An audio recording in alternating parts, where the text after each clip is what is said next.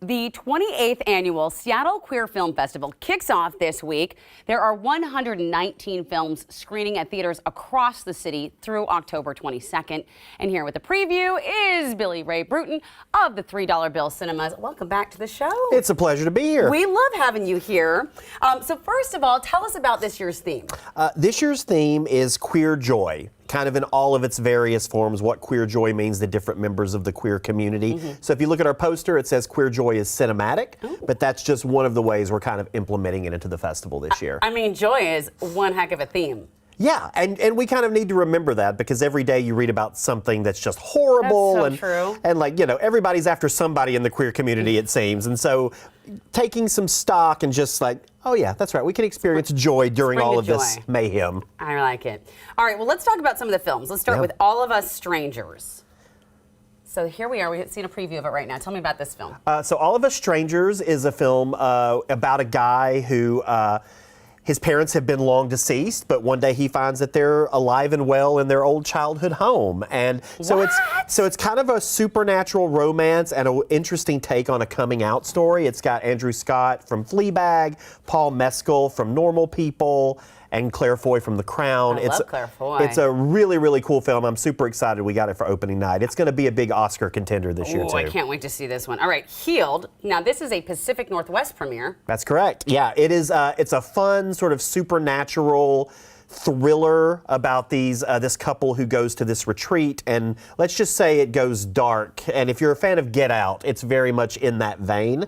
And it stars the amazing Guinevere Turner. Oh my gosh. Okay, that looks fascinating.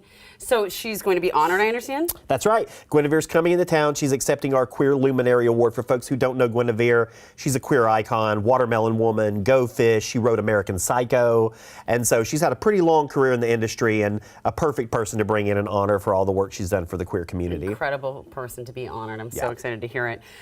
Next film is Runs in the Family. Runs in the Family. That's our trans centerpiece. It is a U.S. premiere. It's going to actually be on Netflix in a couple of months, and it's sort of a father-son road trip movie it deals with drag, it deals with self-acceptance, and it's just a really warm, fun movie that I think everybody's going to get a real kick out of. I'm excited to see that one.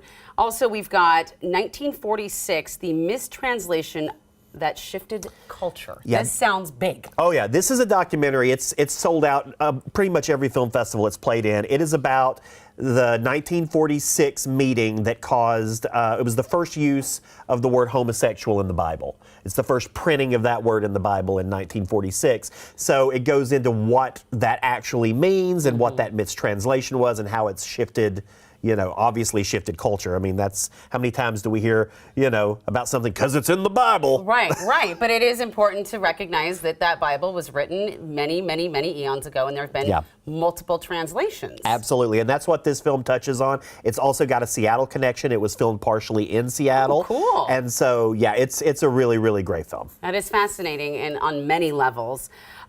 So where was it, by the way, filmed in Seattle? What parts? It's filmed at one of the big churches here, and I can't remember offhand exactly which one, but they have a meeting in the movie that takes place in that church. You're going to have to go see it to find out. Absolutely. So how about short films? I love going to short films at film festivals. Yeah, we have 11 shorts blocks throughout the festival. Two of our bigger shorts blocks, we do one called Boys Shorts, and then we do one called Girls, Girls, Girls, and those screen at Broadway Performance Hall, and they're just kind of the best, very targeted shorts for those audiences. They're sexy, they're funny, they're fun, and but other than that, we have a free program called Queering American History. We have a QT BIPOC program.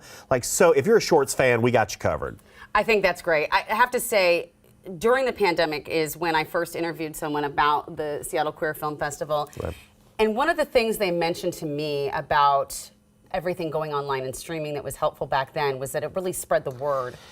Absolutely. How important is it, as you mentioned, with so much going on, that we are having film festivals like this and that we continue to keep this tradition alive? Oh, it's crucial. I mean, with our virtual program, for example, we can screen in Washington, Idaho, Alaska, and Oregon. And so we're able to reach those really small communities. And if you're a queer person in those small communities, you don't have a lot of creative outlets. And so we're able to reach them in kind of real world ways that are really, really helpful and crucial to, if you're in one of these small towns and you're trying to figure yourself out, like you need that validation. Right. Especially if the news is pummeling you every day with like, well, you're not as good as, or you're other, or, you know, it's so important. It's so important. I'm so glad to talk about it. I'm so glad you're honoring these filmmakers and these artists. How can people get tickets? You can go to sqff.org and you can get your tickets or your passes. We've got a few screenings that are close to sold out, so I would encourage folks to get them sooner rather than later. But yeah, sqff.org, and then of course, you know, if you want to check us out, spread the word on the socials, and you know, post your pics and tag us and spread the word. Sharing is caring, like I always say. That's right. Thank you so much for your time and my sharing all pleasure. this with me. And again, the Seattle Queer Film Festival runs October 12th through the 22nd at various locations. That's all followed by a week of online programs, October 22nd to the 29th. Spread the word, not just around town, but to friends and family all around the region.